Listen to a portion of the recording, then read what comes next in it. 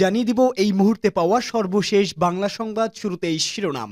বাংলাদেশে ঢুকে গাছ কাটল ভারতীয়রা, চাঁপাইনবাবগঞ্জ সীমান্তে ফের উত্তেজনা। ক্ষমা সুন্দর দৃষ্টিতে দেখতে বলেছে বিএসএফ, টানা ৫ ঘন্টা সংঘর্ষ। এরপরে জানাবো, অন্তর্বর্তী সরকার কোনো ব্যক্তির কাছেই দায়বদ্ধ নয়, উপদেষ্টা ফাউজুল কবির এর মন্তব্য।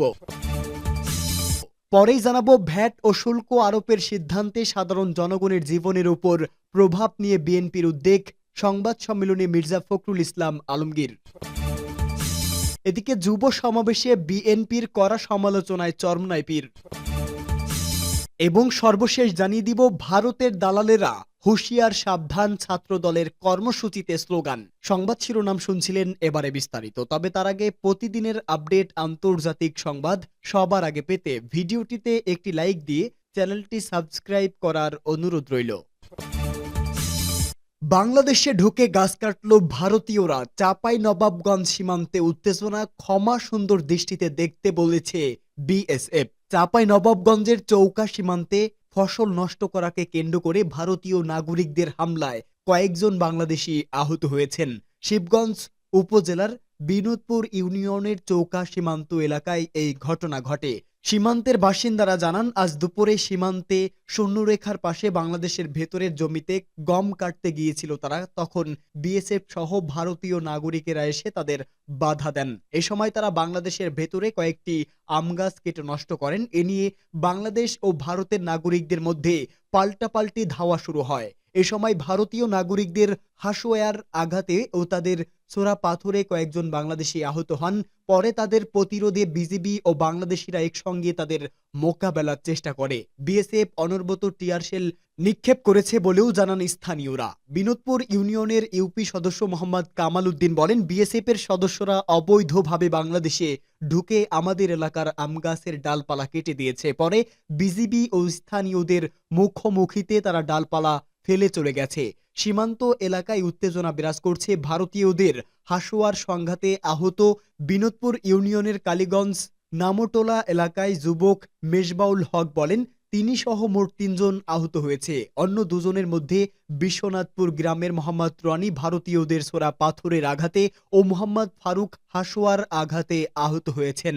বিজিবি জানিয়েছে, এই ঘটনার পরে বিকেল ৪টার দিকে বিজিবি ও বিএসএফ এর মধ্যে পতাকা বৈঠক অনুষ্ঠিত হয়। পতাকা বৈঠকে গাছ কাটার বিষয়টি কেন্দ্র করে ঘটনায় ক্ষমা সুন্দর দৃষ্টিতে দেখতে বলেছে বিএসএফ। এর আগে চৌকো সীমান্তের উপর ভারতের সুখদেবপুর সীমান্তে ভারতীয় সীমান্তরক্ষী বাহিনী কাঁটাতারের বেড়া নির্মাণ নিয়ে কয়েকদিন ধরে উত্তেজনা বিরাজ করছিল। তখন চৌকা সীমান্তে বাংলাদেশ বর্ডার গার্ড ও বিএসএফ এর মধ্যে ব্যাটালিয়ন কমান্ডার পর্যায়ে পতাকা বৈঠক হয়েছিল। অন্তর্বর্তী সরকার কোনো ব্যক্তির কাছে দায়বদ্ধ নয়, উপদেষ্টা ফাউজুল করিম।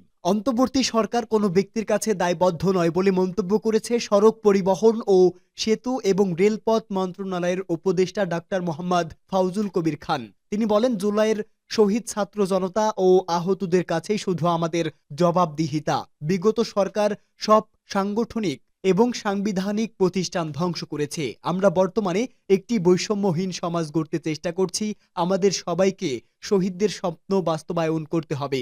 চট্টগ্রামে পেতাঙ্গায় বোট ক্লাবে অনুষ্ঠিত চিটাগাং ইন্ডিপেন্ডেন্ট ইউনিভার্সিটি দ্বিতীয় সমাবর্তন অনুষ্ঠানে প্রধান অতিথির বক্তব্যে তিনি এসব কথা বলেন। উপদেষ্টা বলেন, বিগত সরকারের আমলে অনুষ্ঠিত ৩ নির্বাচনে মানুষ তাদের ভোটের অধিকার হারিয়েছিল। জুলাই অভ্যুত্থানের পর অন্তর্বর্তী সরকার মানুষের ভোটের অধিকার ফিরে দিতে কাজ করছে। আমাদের সরকার গঠন হয়েছে ৫ মাসের কিছু সময় আগে। আমাদের সরকার শতভাগ জবাবদিহিতার মাধ্যমে কাজ করার চেষ্টাও করছে।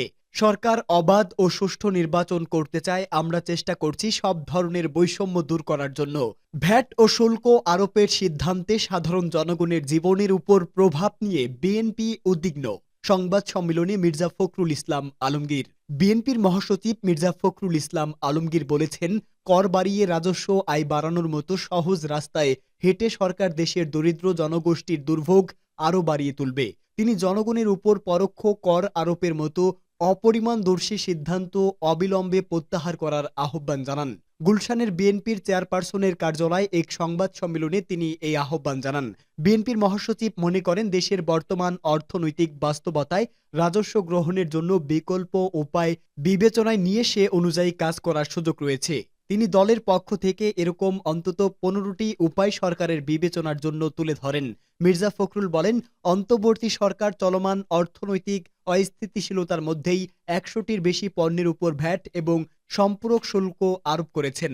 এর মধ্যে নিত্য প্রয়োজনীয় খাদ্যদ্রব্য, পোশাক, ওষুধ এবং মোবাইল ইন্টারনেট সেবার কর অব্যাহতি তুলে নিয়েছে। বিএনপি নেতা বলেন, সরকারের বক্তব্য থেকে বোঝা যায় তারা চলিত অর্থ বছরের বাজেট ঘাটতির প্রথম ধাপের 42,000 কোটি টাকা ও পরবর্তী সম্ভাব্য ঘাটতি এবং বিভিন্ন শর্ত পূরণ করে আইএমএফ এর কাছে ঋণের জন্য ভ্যাট বাড়িয়েছে। কারণ বর্তমান রাজস্ব দিয়ে সরকার বাজেটের খরচ মেটাতে পারছে না। কিছুদিন আগে অন্তর্বর্তী সরকার কিছু লুণ্ঠিত ব্যাংকের তরল্য সংকট মেটাতে 22,500 কোটি টাকা ছাপিয়েছে। যদিও সরকার তার মেয়াদের শুরুতে বলেছিল, দেশের অর্থনীতির কোনো অবস্থাতেই টাকা ছাপানো হবে না। মির্জা ফখরুল বলেন, আমরা বুঝতে পারছি আওয়ামী ফ্যাসিবাদের পরবর্তী সময় আর্থিক খাতেও ভঙ্গুর অবস্থা চ্যালেঞ্জ সৃষ্টি করেছে। তবু বিএনপি শতাধিক পণ্যের উপর ভ্যাট ও শুল্ক আরোপের সিদ্ধান্তে জনগণের জীবনের উপর প্রভাব নিয়ে উদ্বিগ্ন। দেশের শাসন অবস্থায় যেই থাকুক না কেন, তাকেই এই চ্যালেঞ্জ নিতে হবে এবং যোগ্য ও সাহসের সঙ্গে তা মোকাবেলা করতে হবে। কিন্তু অন্তর্বর্তী সরকার এই চ্যালেঞ্জগুলো কার্যকর উপায়ে মোকাবেলা না করে অর্থ বছরের মাঝপথে হঠাৎ করে ভ্যাট ও শুল্ক বৃদ্ধি করল। এমন সিদ্ধান্তে সাধারণ মানুষের দৈনন্দিন জীবনে, বিশেষ করে দরিদ্র ও মধ্যবিত্ত জনগণের উপর নেতিবাচক অর্থনৈতিক চাপ বাড়বে। সরকার নীতি সুধার বাড়িয়ে মুদ্রাস্ফীতি নিয়ন্ত্রণের চেষ্টা করছে জানিয়ে বিএনপির মহাসচিব বলেন, বাংলাদেশের মতো দেশ শুধু নীতি সুধার বাড়িয়ে মুদ্রাস্ফীতি নিয়ন্ত্রণ করা সম্ভব নয়। এদিকে নীতি সুধার বাড়ানো হচ্ছে, অন্যদিকে ভ্যাট বাড়ানো হচ্ছে। এতে অর্থনৈতিক প্রবৃদ্ধি কমবে, মূল্যস্ফীতি আরও বাড়বে। এমন সিদ্ধান্তে ব্যবসায়ী সহ আর্থিক খাত সংশ্লিষ্ট মহলে তীব্র অসন্তোষ দেখা যাচ্ছে। এই সিদ্ধান্তকে অর্থনীতিবিদরা সরকারের মুদ্রাস্ফীতি, রাজস্ব নীতি ও বাজার ব্যবস্থাপনায় সমন্বয়ের চরম ঘাটতির প্রমাণ করছে। অর্থনৈতিক ভঙ্গুর অবস্থায় সহজ রাস্তায় হেঁটে ভ্যাটের হার তথা কর বাড়িয়ে সরকারের খরচ মেটানোর চেষ্টা করলে তা জনগণের জন্য কোনোভাবেই কল্যাণকর হবে না। কর না বাড়িয়ে প্রত্যক্ষ কর বাড়ানোর দিকে মনোযোগ দিতে সরকারের প্রতি অনুরোধ জানিয়েছে মির্জা ফখরুল ইসলাম আলমগীর। যুব সমাবেশে বিএনপির কড়া সমালোচনায় চরমোনাই পীর। দ্রুত নির্বাচনের দাবি তোলায় বিএনপির কড়া সমালোচনা করেছে ইসলামী আন্দোলন বাংলাদেশের আমির ও চরমোনাই পীর সৈয়দ মোহাম্মদ রেজাউল করিম। সংখ্যানুপাতিক পদ্ধতির বিরোধিতারও সমালোচনা করেন তিনি। চরমোনাই পীর বলেন, যারা নাকি নির্বাচন করতে অস্থির হয়ে গেছেন, পিআর পছন্দ করছেন না, মানুষ সজাগ হয়েছে, জরিপ করে দেখবেন।